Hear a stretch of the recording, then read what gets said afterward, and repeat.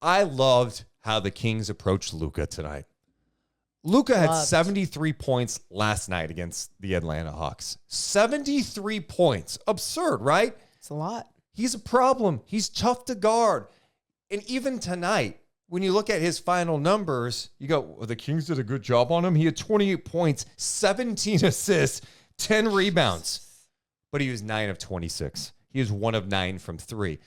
And with the great ones, you have to just change how they normally play. Yep. Luka is such a skilled player. We know what he can do at pretty much all the levels, his strength, his vision. But I thought Sacramento did a great job trying to be physical with him without fouling. In addition to that, giving him different looks, throwing double teams.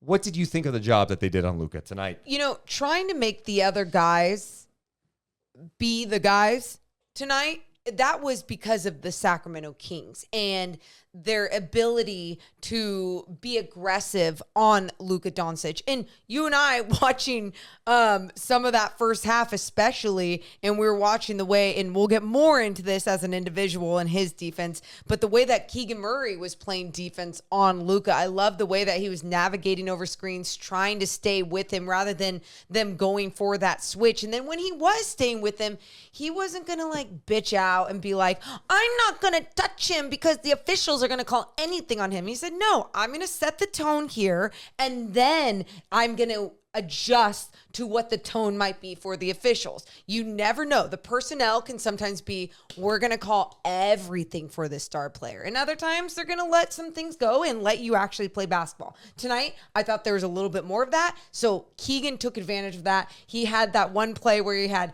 block, or at the end of being 2 possessions, but the block, and Is that what it sounded like? block. Yes, it did. And on top of that, I just thought Keegan's aggressive nature on Luka was fantastic defense. Like, there was no way you could have mistaken it for a foul. And I just thought, again, that's because he's taken a step with his defensive game. Luka played last night against the Hawks. We mentioned the 73 points. He also played 45 minutes in the game. So I thought it was important tonight for Sacramento to push the pace, be physical with him, give him different looks to get him frustrated.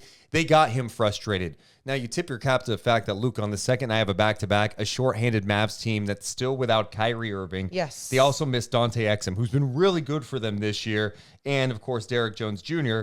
But I'd tip my cap because Luka, after playing 45 minutes last night, he played 46 minutes tonight in the second night of a back-to-back. Over 46 minutes tonight. But I loved how the Kings played against him. And I want to focus more time on Keegan because we have spent a lot of time this year talking about his defense. And last game, we talked about how the game against the Warriors shifted when Mike Brown said, Keegan, you got to go take Steph. The guy's got 18 in the first quarter. The game changed. So just hear us out for a second, what we are just talking about. Keegan Murray did a great job on Steph Curry. The next time he took the floor, he did a great job defending Luka. This kid's special. We talk about him having all defensive team potential. Shit, he may be getting some votes this year with the way things are going. Because this is not, I need to make this clear for people. Make it clear. This is not like, I see some good defense. He might be a good defender. No, he is one of the better defenders right now going. His versatility defensively, his length, his ability to stay in front of guys, use his chest. I've been beyond impressed. And what you said just a minute ago, his physicality tonight. And that's one area I think offensively I question with Keegan sometimes is does he want the contact? I think he's getting better in that regard. He went after rebounds tonight, right? He was making sure to box out. I don't even know how many rebounds he ended up for, but I just felt like he was going after him, right? He was bumping guys. He was being physical with Luka. This guy is a gem. I love Keegan Murray. And by the way, you talk about the effort defensively by Keegan.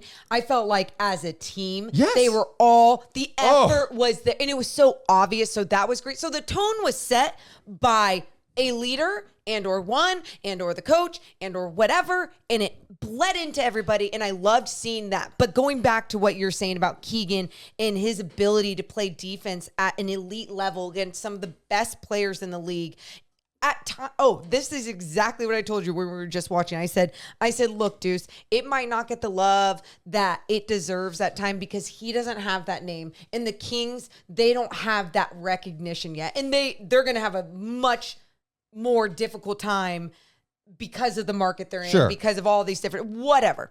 He's not, also, Keegan is not going to be nightly on, Sports Center top 10 or NBA.com's top highlights or whatever. It's just not what you're going to see.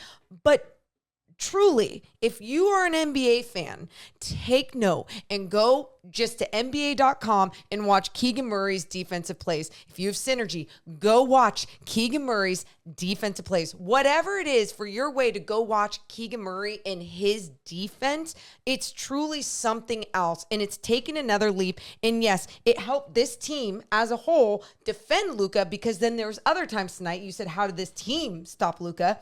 Other times tonight, whether it was Keegan navigating the screen or the blitz being thrown at Luka. I mean, you even saw guys understanding that Luka is going to get that nice, sharp dagger pass across court. He throws some amazing passes. It is beautiful. There was that one he had in the fourth, I think it was the fourth quarter, where the Kings defense collapsed on him, and it looked like there was nowhere he could go, and he somehow fired a bullet behind his back. Oh, my God. Out to the perimeter for Grant three. Williams, yep. I'm like, it was amazing. Who makes that pass that on the money? The guy's vision is out of this world. Yeah, and you talk about the team defense, and I thought that's what I was really impressed. I mean, the fourth quarter we'll get to, but the Kings had one bad defensive quarter, and it could have cost them the game. It could have, and that was the fourth. But I thought as a team, they did a great job rotating, because when you're throwing blitzes, that could be problematic, right? Because you have to rotate. Yes. The Kings were doing a good job running the Mavs off the three-point line. One guy who was killing them tonight, Grant Williams, got into a really good rhythm, knocking down from beyond the arc. He finished 7 of 10 from 3. But I think the Kings' mindset was like, we're not going to let Luka be the guy that destroys us tonight. Because if he gets confident, he starts getting in the paint, and he gets to the free throw line. This guy is a menace getting to the line and getting and ones. He uses his strength and his ability to finish even through contact. It could suck the life out of your team, get your guys in foul trouble. The Mavs tonight as a team, 44 points in the paint. They were 22 of 41 in the paint. And I need to go check out the shot chart just to see what Luka did in the paint tonight. Luka in the paint, 7 of 13 with 14 points. And, that could be a problem if he's really clicking and being aggressive. But I thought the Kings did a good job containing him. And then Luka, some of the adjustments that they tried to make is like, all right, we're going to start hunting more switches. We're going to try to get Kevin Huerter on him. That's an advantage for the Mavs, right? But I thought Huerter did a great job. Dealing with it. The biggest disadvantage that Huerter has, strength, size. Luka is thick. He's got a little girth on him. He's got a little bit of a wagon on him. And he'll go at you. Kevin used his length. There you go. And I thought he did not get embarrassed. Luka got him a couple of times. Luka's going to get a lot of guys. Huerter did a nice job on him, and he deserves some love. I even love the moment that Mike Brown used that challenge when it was Kevin Huerter, I believe Sabonis, and Keegan Murray. They ended up all defending him at one point when Luka was going into the paint. Again, great job. Everyone collapsing and making sure to try and take away his vision or disrupt him.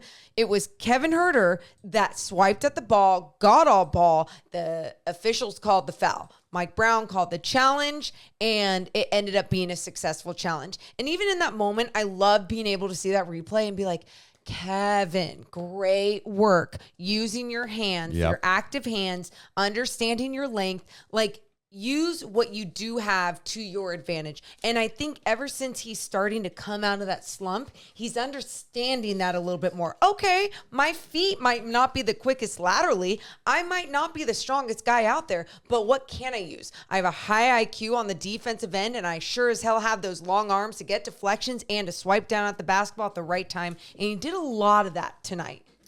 Kevin Huerter finished tonight with, 2 blocks, by the way. 2 blocks tonight. The Kings as a team had 10 blocks, led by Keegan Murray, who had 3 of them.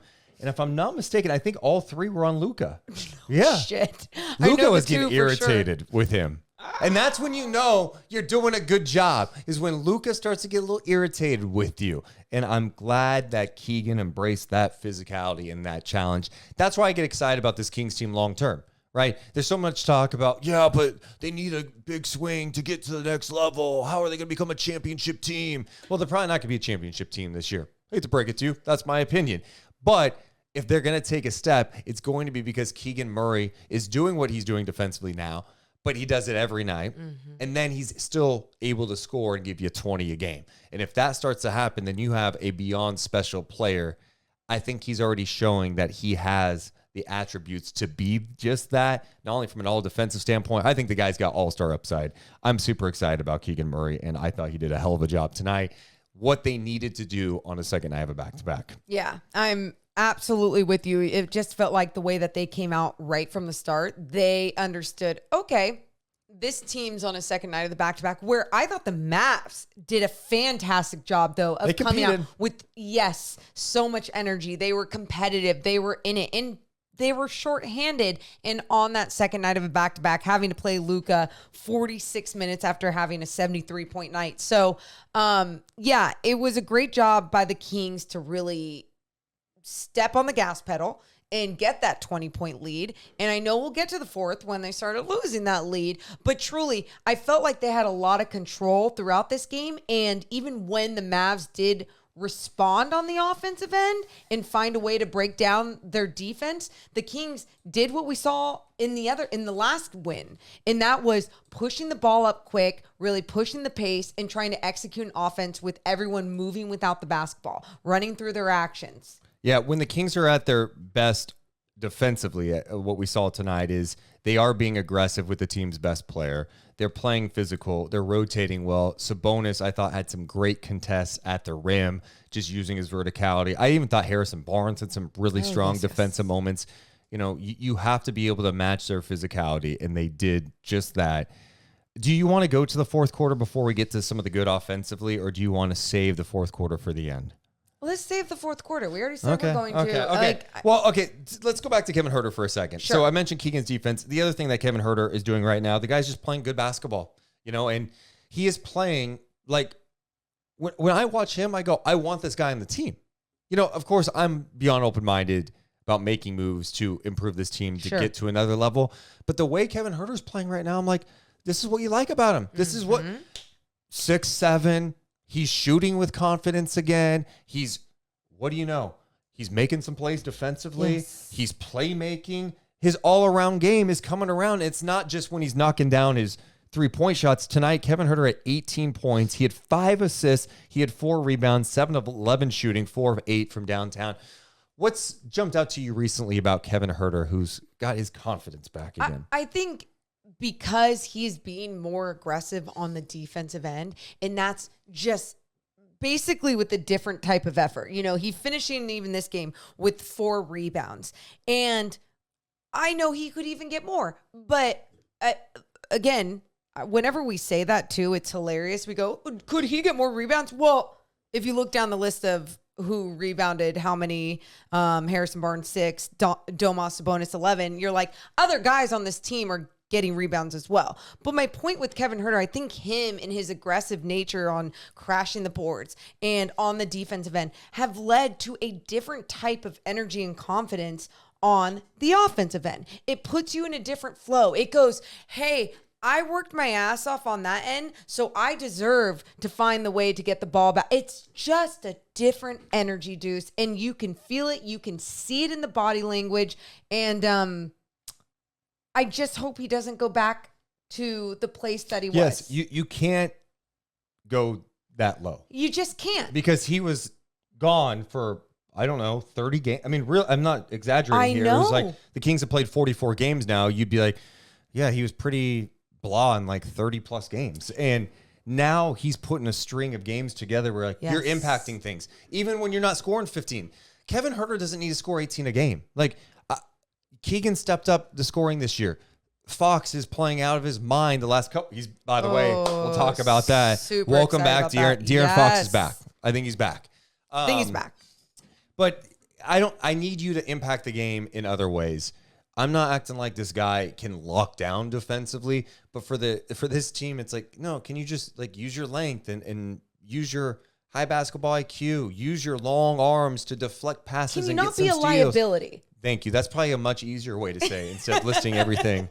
Yeah, that's it. Don't be a liability. And there are going to be some matchups again in the league you're going to see like he's going to be. And, what's this look like tonight if Kyrie's playing? Now, in all fairness, the Kings played the Mavericks earlier this year with Kyrie Irving, and they beat him. Correct. And it was a relatively, like, got it done game. I don't think Huerter played in that game. Huerter actually played and was pretty significant. He had 14 points in that game, if I'm not mistaken. How do you remember that shit? Basketball mind. Ugh. Remember that. No. Remember that. Nope. Yeah, so I'm just glad Kevin Huerter's playing this way. I thought the Kings tonight, they got down quick. It was 8-0. And you're like, don't get blown out. This team just played last night in Atlanta. Their best guy had 73 points and took 800 shots, and he should be tired. They're shorthanded. But the Kings responded well, and I think it's because De'Aaron Fox set the tone. Oh, yes. De'Aaron Fox, back-to-back, really strong games, and I think the last couple of games, it's the mid-range is starting to open up a little bit. But what I loved he did tonight, push, push, push. Make her miss. Push, push, push. Make her miss. Push, push, push. Make her miss. Push, push, push. Make her miss. That's awful and annoying, weird song. No, I think that's going to be chanted at games. People are like, what are they? You're watching TV. What are they saying? And no one's saying it at this. Push. It's just like not okay. Okay. Anyway, that's an example of improv not being good. And you just try some things out. What, guys? I know it's just us hanging out on a Saturday night. Pretend it didn't happen. Hey, let's embrace that while we can. Yeah. Okay. So anyway, De'Aaron Fox, you're exactly right. He pushed the pace, and him pushing the ball up the floor was absolutely fantastic. And that is what he's been doing the last 2 games, and it's how he plays some of his best basketball. I can't sit here and act like, oh, that's just what he's got to do every game, because there's no way that's sustainable with the amount of minutes, 37 minutes tonight, with the amount of minutes he's playing every single night through 82 games. And obviously injuries in the beginning of the season, but you just don't know if those linger or whatever's going to happen throughout the season. But my point is, it's not sustainable, but at the same time, that is when the best basketball is being played by De'Aaron Fox. And tonight he showed it again, being able to just push it on these guys. Man, the one play, Stephen Smith just mentioned it. Fox's big dunk was the "I'm back" statement. He threw that shit down with authority. Yeah, the quick burst, you mean when he crossed right, brought it back left, and dunked it in transition? It was a quick outlet, and he said, I'm turning on the Jets. I'm pushing. It was emphatic. And Fox was on it tonight. I mean, De'Aaron was like, all right, I'm going to hunt some mismatches sometimes too. Yes. I mean, I think it was in the third quarter. I mean, he did it multiple times tonight. And he played physical. Jane Hardy was trying to check him. Jane Hardy might as well have been like literally punching De'Aaron, I think, in his kidneys. Like, he was being really physical with him. Physical. Probably could have called a foul, but De'Aaron wasn't complaining. He wasn't like, No, he went, I'm just going to be more physical with you. I got that turnaround jumper in your face. He looked at AJ Lawson and said, bring AJ Lawson. Here, clear out. I got this. And what did he do? He went and got buckets on him. The guy's confidence looks like it's back up. There's so much concern about how he was playing, and I think sometimes we all are guilty of it. I think we talked about, how long did we talk about him on the podcast? And I'm not going to act like 2 games wipes away everything, but I think it's actually 3. I even think that Atlanta game, he actually had some better moments, even though he struggled. Quarter. Yeah. I just think sometimes we overanalyze because we talk about each and every game, and it's like, wait, he's struggling. Is everything okay? You know what? Maybe he's just pissed off because you're struggling a lot, and it's just annoying him. And thank you, Deuce. I'm just glad for saying that. No, because guys are going to struggle. Guys are just going to struggle throughout the year, and I hope. Thank you. Now, the biggest thing with him and the challenge for him, if he wants to get to next level, he's taken steps this year, right? The 3-point shooting is absurd, 39%. But if he wants to go to that next level, we always talk about it. What's the difference between good and great in this league, and great and elite? Doing it every single night. It's hard to do. It's really hard to do, but that's what makes you great. And here's the other thing too, is it if you were going to have a slump, it would be a bad game. Right. It's not a bad month. It's not, hey, man, there's 10 games in. But we do say that, and you look at someone like Steph Curry, I who know. also had a bad start of 2024. He did, but it's also, well, Steph Curry is 35, whatever years old, okay? Facts. Okay. But my whole point, though, is De'Aaron just looks comfortable again. And I still think he's banged up. I still think he's nicked up. I think he's finding ways to like adjust his game a little bit. And I love seeing him attack the mid-range. He's doing more of that. He did more of that tonight. In fact, I think 19 of his 34 points came in the paint tonight. He was 13 of 24 shooting. I loved him pushing the pace. I loved him attacking the Mavs defenders. There was not a guy he was uncomfortable with, and he brought on the challenge. I absolutely loved what I saw from De'Aaron Fox, and it's been good to see him return. Also, the free throw stuff. Someone hit us up in the YouTube comments the other day. I'm sorry, I don't remember your name. Damn, Deuce. Damn it. This is gonna. But the person said, I think Fox changed his free throw routine, and I went back and watched. He does look like he's taking more time at the line. He's taken three bounces, 1, 2, 3, then shooting. Yep. Yeah. Just a little more time. Sometimes he gets up there and it's just like catches, shoots it. It's like no. If anything, that's your time to like take a second. Well, like, and look at what he's done the last couple of games. Tonight, what was he? 7 of 8 at the free throw line. He missed one. Okay. The game before that against the Golden State Warriors, he didn't miss a free throw, if I'm not mistaken. So let's see here. Yeah, he was 7 of 8 tonight. He was 8 of 8 against the Golden State Warriors, 2 of 3 against the Hawks. So that's better. And like, I'm glad he's like tweaking stuff. Yeah. Like, don't be afraid. Like, just slow down. That's, that's not like a crazy change to your free throw routine either. It's, hey, take your time. That's all it is. And sometimes, again, we talk about how it's not sustainable for him to unless he's like superhuman, to play at the speed that he plays at for an 82 game season for 37 plus minutes a night, whatever it's going to be. So when you do get those moments where you get to take a second, take advantage of it. And as he keeps growing and maturing in this league and becoming a veteran, he'll do those little things. Those little things will keep happening that he will take advantage of to make sure that he can have the best game every single night for himself. I mean, his defense alone, even in this game, the way that he plays up on guys, his perimeter pressure, go back 2 years ago compared to now. And he was just as fast and 2 years younger, but it's a mental shift on where he was and where he wanted to possibly be. And he took that leap, and that is where he's at. And that's why when he does go through these slumps, like you're saying, make sure to adjust. Let's play a game, Morgan. Oh, how many total points does Harrison Barnes have in the last 3 games? Can I see how many he has tonight? Go ahead, okay, 20. Is it like 80 something? 82? Let's go higher, Morgan. 3, 6, 7, 8, 91.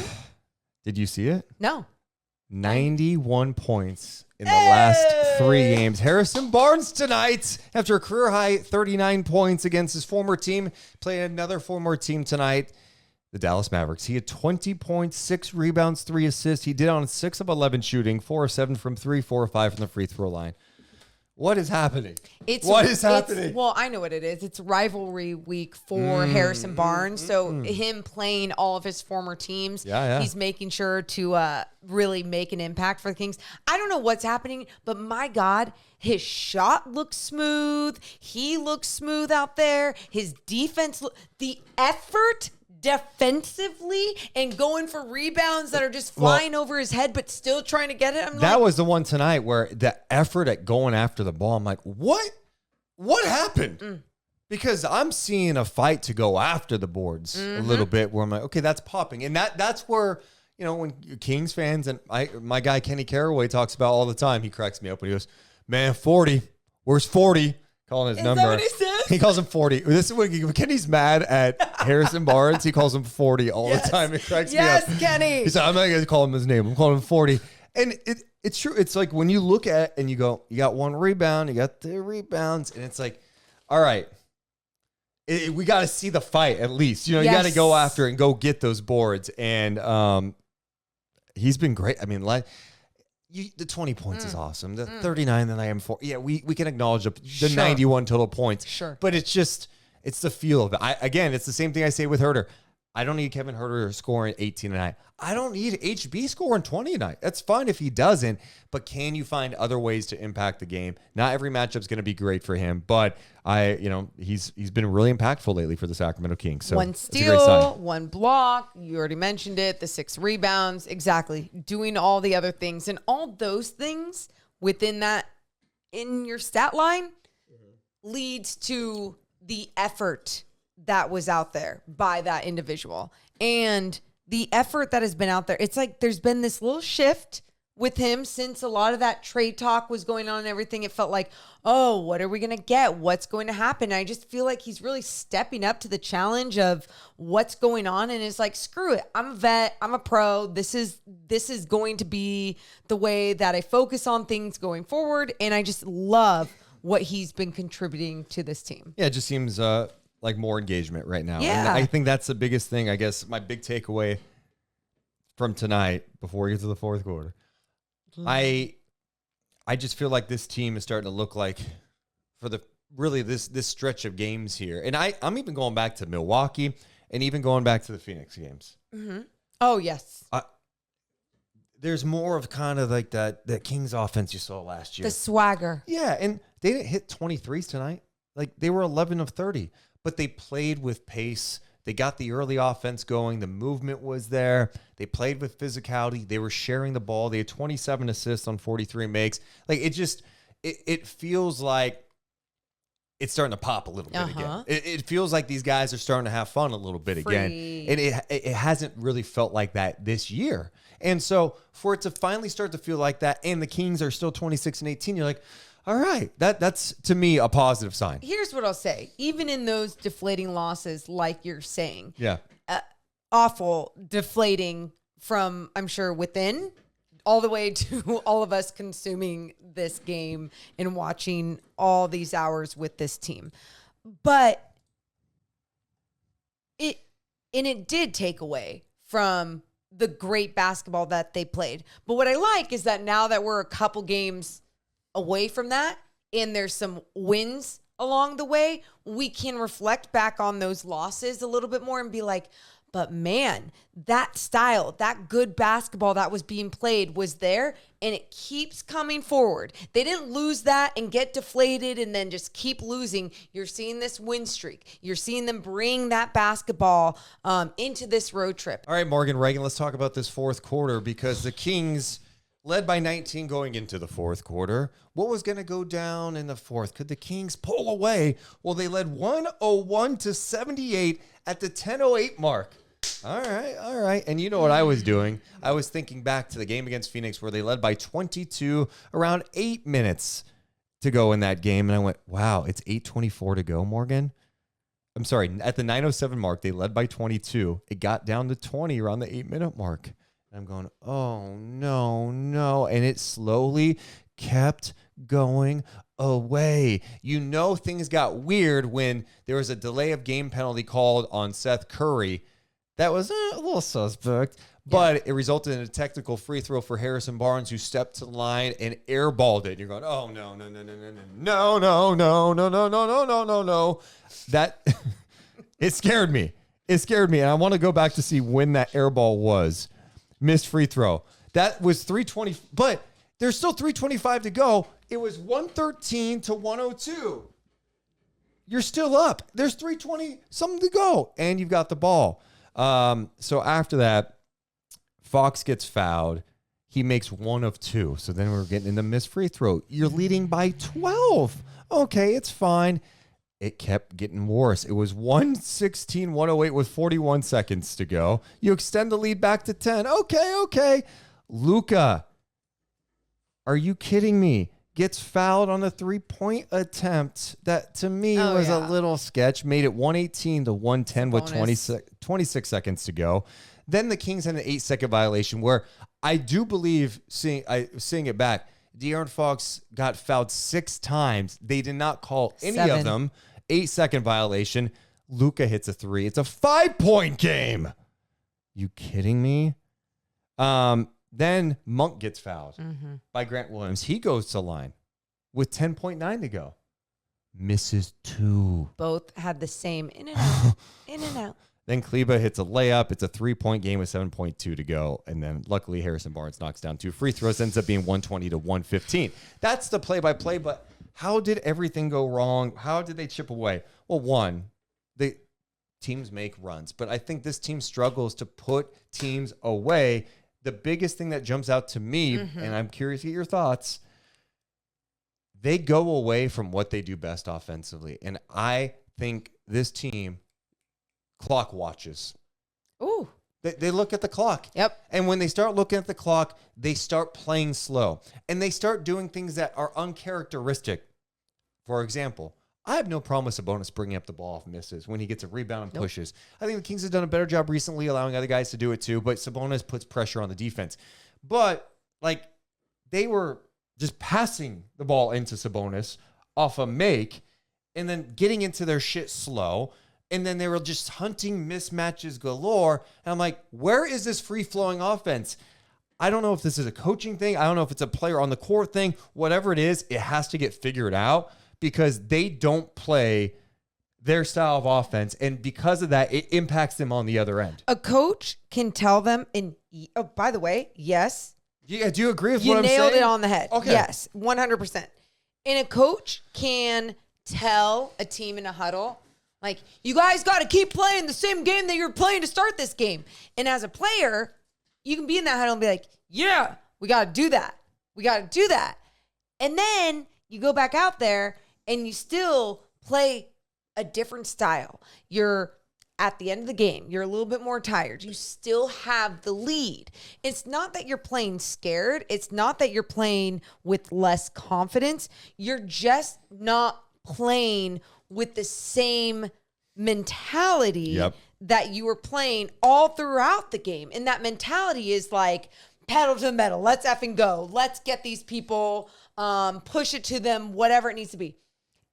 I think sometimes too, maybe it is actually a little bit of fear. The fear of failure, the fear of effing up a play and missing a shot. And then, oh my gosh, we didn't waste enough time on a shot clock on a possession. And now it's going back the other way. So now we have to play defense and get a stop. Yep. But it's like, if you are confident enough in what you can do with your execution of your offense when you're playing at that level that you're playing at the entire game, then do that. Screw up. Don't be fearful of fail, but then clean it up on the defensive end. Like, play your way. And yes. this is the other problem. Sacramento in that fourth quarter, they were outscored 40-26.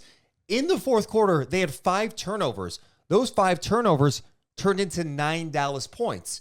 So that was obviously bad when you turn the ball over, but it's also bad when you're getting into late shot clock shit, right?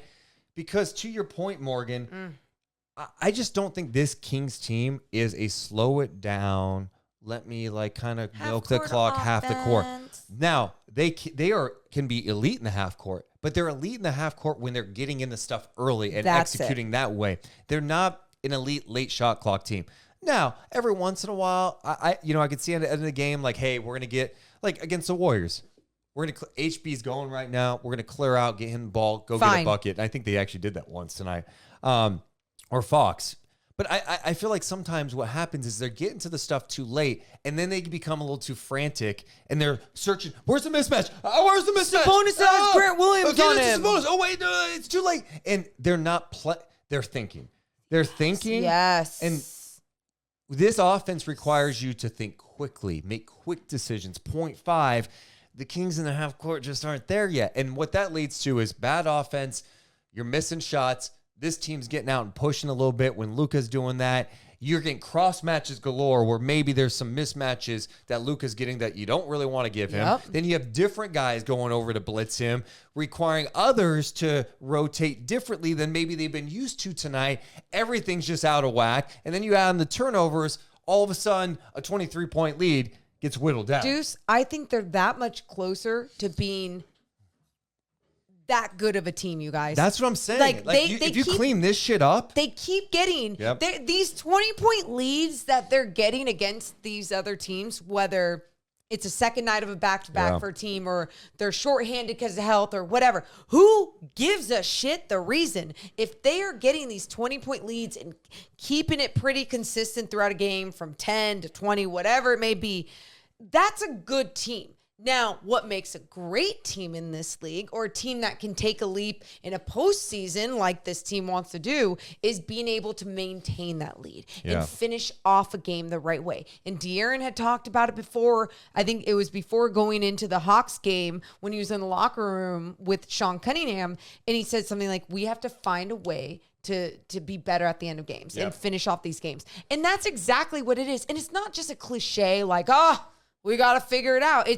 Truly, they got to figure out a way to play that same free-flowing, joyful type of basketball that they keep playing in these games in that fourth quarter when they have that lead.